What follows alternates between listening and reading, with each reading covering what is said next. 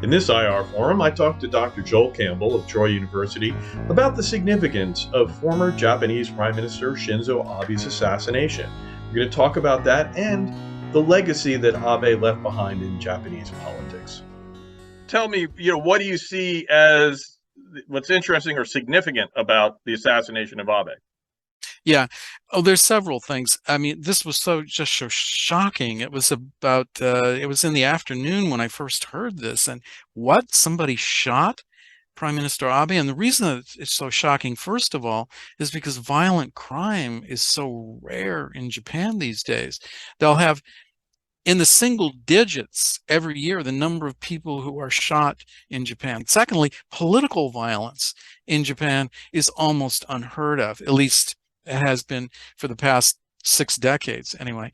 Back in the 1930s, there were some high-profile assassinations, and there was an assassination of a party leader in 1960 during the fight over the Mutual Security Treaty and everything. But it's almost unheard of today. And that's the second thing. And then the third thing is the lack of security, because we haven't had any political violence for all these decades. The security was really lax on that day. That's the third thing. Also, in terms of Abe's importance to politics, it's really not possible to overstate how important this guy is, because he was the longest serving prime minister in Japanese history from 2012 to 2020. And that's about the same as maybe a two-term president in the United States. But prime ministers don't last that long in Japan. So to have 8 years, that's really incredible to have that length of time.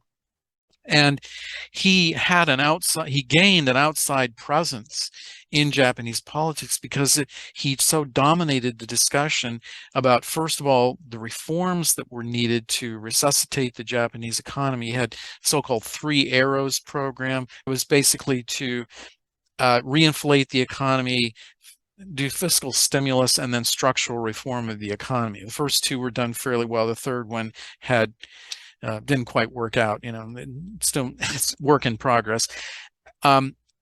And then the national security agenda, trying to make Japan what he and the other nationalists make Japan a normal nation. That is, a country that doesn't have to hide in the shadows, doesn't have to constantly apologize for World War II.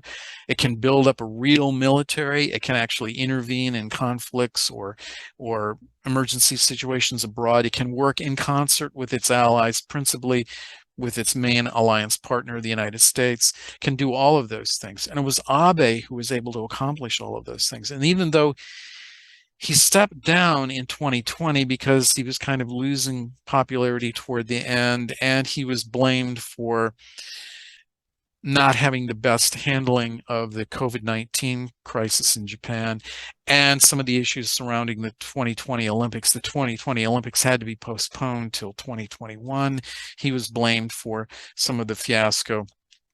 Anyway, so he stepped down. But even though he stepped down, he was still the most powerful presence in the Liberal Democratic Party. And the current Prime Minister, Kishida, he lamented just recently about how, I don't know how I'm going to be able to function, because every time there was an issue, particularly on economic related things, I would go to Abe-san and I would ask him, what do we do about this? How can we solve this? And then Abe would make some calls and it would be solved.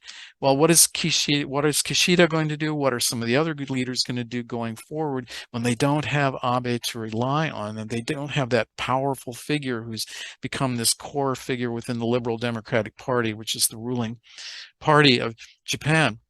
It's a big question, because leadership is always tough in Japan, because Japanese culture does not encourage strong leaders, because it's not a culture where you're supposed to put yourself forward. It's not a culture where you're supposed to assert yourself. And to have somebody who is a real leader, it is a rare thing. So Japan's been kind of robbed of somebody very important.